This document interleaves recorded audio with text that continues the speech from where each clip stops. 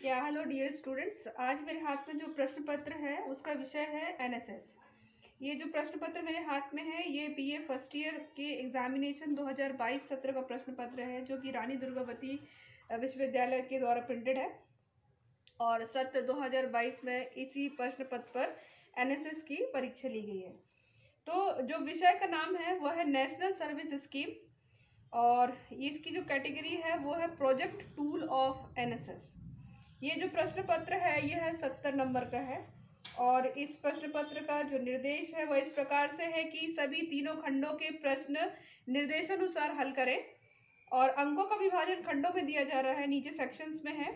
तो आगे बढ़ते हैं हम। तो इसमें जो प्रश्न पत्र है उसमें 3 सेक्शन दिए गए हैं, सेक्शन ए, सेक्शन बी और सेक्शन सी। तो जो सेक्शन ए है, सेक्शन ए में जो प्रत्येक प्रश्न है वह 3 नंबर का है और जो कैटेगरी इसकी very short answer type questions इसमें दिए गए हैं। और जो दूसरी कैटेगरी है वो सेक्शन बी है जिसमें शॉर्ट आंसर्स टाइप क्वेश्चंस है। सॉरी, जो ए सेक्शन है वो very short answer type question है और जो बी है वो बहुत ही लघुत्तरी मतलब शॉर्ट टाइप क्वेश्चंस हैं। और जो सेक्शन सी है वो लॉन्ग आंसर टाइप क्वेश्चंस का इसमें पैटर्न है। तो सेक्शन ए पे हम आ जाते हैं। सबसे पहले सेक्शन ए के जो प्रश्न पत्र है उसके लिए निर्देश है कि कोई 3 प्रश्नों के उत्तर दीजिए। प्रत्येक प्रश्न 3 अंकों का है और जिसकी उत्तर लिखने की शब्द सीमा 50 अंक है।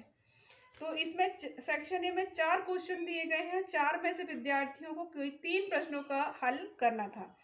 तो हम क्वेश्चन पढ़ते हैं। सबसे पहला जो प्रश्न आया है सेक्शन ए में वह है संचार कौशल क्या है, और दूसरा आया है स्लम से क्या समझते हैं, और तीसरा आया है एड्स वायरस कैसे फैलता है, चौथा सामाजिक कुरीतियों से आप क्या समझते हैं।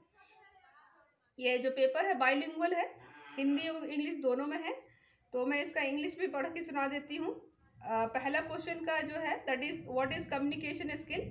Second question what do you mean by slum. Third question how the AIDS virus spreads. Question number 4 what do you understand by social service. Then we comes to the section B. Section B के लिए instruction है कि 4 प्रश्नों में के उत्तर दीजिए और प्रत्येक प्रश्न 9 अंकों का है। शब्द सीमा 200 है और जो इसमें प्रश्न दिए गए हैं वो 5 प्रश्न दिए गए हैं और 5 प्रश्नों में से कोई विद्यार्थी को 4 क्वेश्चन के आंसर हल करने थे और जिसकी शब्द सीमा 200 है। तो हम क्वेश्चन पेपर पढ़ते हैं। पहले हिंदी में पढ़ते हैं इस सेक्शन का। इसका जो सेक्शन भी स्टार्ट हुआ वो क्वेश्चन नंबर 5 से स्टार्ट हुआ है। तो 5वां क्वेश्चन है संचार कौशल विकास के महत्व को समझाइए। अंग्रेजी में explain the importance of the development of communication skill. Bharat में स्लम बस्तियों की किन्हीं 3-4 समस्याओं का उल्लेख कीजिए। आप स्लम बस्तियों की समस्याओं का समाधान कैसे कर सकते हैं। क्वेश्चन नंबर 6 था और इसी का इंग्लिश में है mention any 4 problems of slum in India, how you can solve the problem of slums. Question number 7 स्वस्थ जीवन शैली के लिए योग क्यों महत्वपूर्ण है, समझाइए। Why yoga is important for a healthy lifestyle, explain. Then question number 8 संक्षिप्त टिप्पणी लिखिए। प्राकृतिक आपदा प्रबंधन, तो जो नोट दिया है वो प्राकृतिक आपदा प्रबंधन पे शॉर्ट नोट लिखना है। क्वेश्चन नंबर 9 है साइबर अपराध करने की विभिन्न तकनीकों एवं रोकथाम की व्याख्या कीजिए। Explain the various techniques of commit cyber crimes and their preventions. Section C पे आ जाते हैं। सेक्शन सी में विद्यार्थियों के लिए इंस्ट्रक्शन है कि कोई 2 प्रश्नों के उत्तर दीजिए। प्रत्येक प्रश्न 12.5 मार्क्स का है और जिसकी शब्द सीमा 500 है। तो इस सेक्शन में भी 3 क्वेश्चन दिए गए हैं। 3 क्वेश्चन में से किसी 2 क्वेश्चन को हल करना है। विद्यार्थियों को हल कर चुके होंगे, ये परीक्षा के बाद वाला पेपर है। तो यह है जो सेक्शन सी का जो पहला प्रश्न है वो क्वेश्चन नंबर 10 से स्टार्ट होता है। तो 10वां क्वेश्चन है एड्स बचाव एवं नियंत्रण में राष्ट्रीय सेवा योजना की भूमिका क्या है। Write an essay on role of NSS in AIDS prevention and control. Then question number 11 अपशिष्ट प्रबंधन की विभिन्न विधियों को समझाइए। Explain the various methods of the waste management.